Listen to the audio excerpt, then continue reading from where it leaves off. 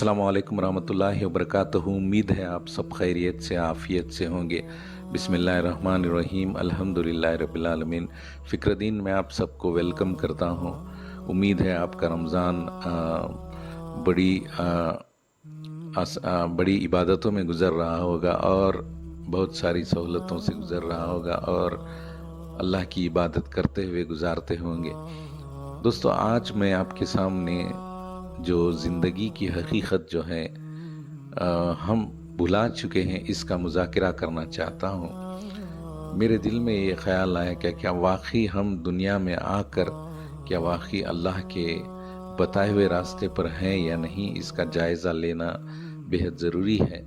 तो इसलिए मैंने 3 ऐसी चीज़ें जो अल्लाह की नेमतें हैं, हम उस नेमतों पर कितना गौर व फ़िक्र कर रहे हैं और कितनी अच्छी तरह हम इसका इस्तेमाल कर रहे हैं, इस पर गौर व फ़िक्र करना बेहद ज़रूरी है। चलिए सुनते हैं। सबसे पहले जो अल्लाह की सबसे बड़ी नेमत जो है, हमारी ज़िंदगी जो है, ज़िंदगी यानी हमारी सांसें, इस दुनिया में वक्त गुजारना, ये सभी अल्लाह की नेमतें हैं।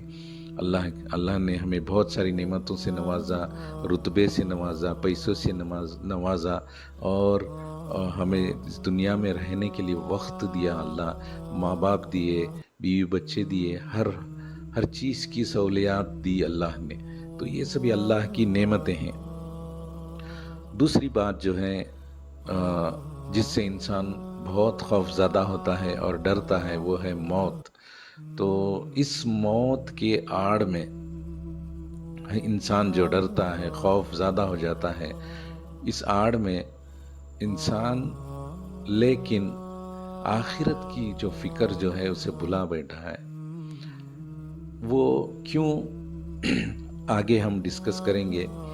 सबसे पहले अगर हम इस वक्त का हमारे दिल का हाल जानेंगे या अल्लाह हमारे दिल का हाल की जायज़ा लेगा, तो हम किस सतह पे खड़े हैं ये हम खुद अच्छी तरह जानते हैं।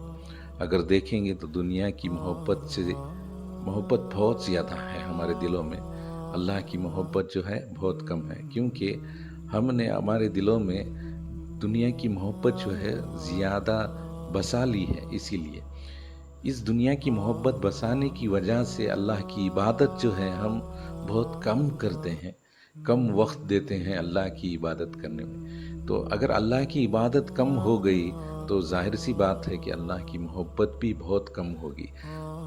और आगे अगर आप जायज़ा लेंगे तो हमारे दिलों में गीबत भरी हुई है, किसी की चुगलखोरी करने का मादा हमारे दिलों में भरा हुआ है, झूठ बोलने का, धोखा देने का, ये सब चीज़ें जो है हमारे ईमान पर इम्पैक्ट होती हैं, यानी हमारे ईमान को घटाने में बहुत ज़्यादा इम्पैक्ट होती हैं।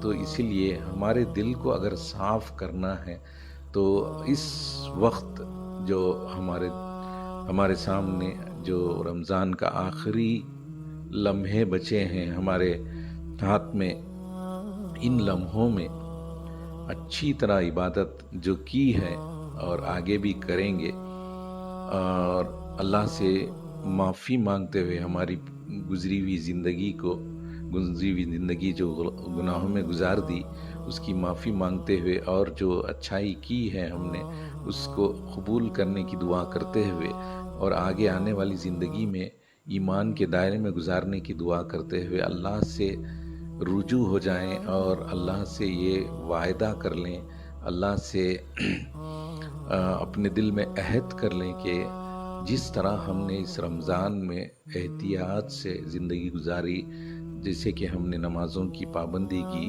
और हर इंसान से मोहब्बत से पेश आए, हर एक नमाज की पाबंदी की, इबादतों की, कुरान को पढ़कर समझा, इन चीज़ों को हम आगे भी इसी तरह कंसिस्टेंसी से रखेंगे, यानी हमारी ज़िंदगी में एक मामूली रूटीन बना लेंगे तो इंशाअल्लाह हम आखिरत में कामयाब होंगे। तो इसीलिए इंसान जब अपनी आखिरत की तैयारी कर लेगा तो उसे मौत का खौफ हमेशा नहीं रहेगा, क्योंकि वो فیصلہ کر چکا ہوگا کہ وہ آخرت کے لیے تیار ہے، اور اس کے اعمال جو گواہی دیں گے کہ وہ نیک بندہ ہے، اسی لیے اس کے دل میں موت کا خوف کم ہوگا، یعنی ڈر کم ہو جائے گا۔ اور جیسا کہ ہم جانتے ہیں قبر کے عذابات بھی بہت خراب ہوتے ہیں، اس کا بھی خوف کم ہو جائے گا۔ تو اس لیے ہمارے پاس تھوڑا سا وقت بچا ہے، اس میں ہمیں ڈھل جانا چاہیے، اور اس عبادتوں کو رمضان کے بعد بھی ہم کنسسٹنسی میں لائیں گے، ہمارے ڈے ٹو ڈے لائف میں اسی طرح ہم عبادت کریں گے، اس کی عہد کر لیں۔ تو میں اس بات کو کہتے ہوئے ختم کرتا ہوں۔ جزاک اللہ خیر۔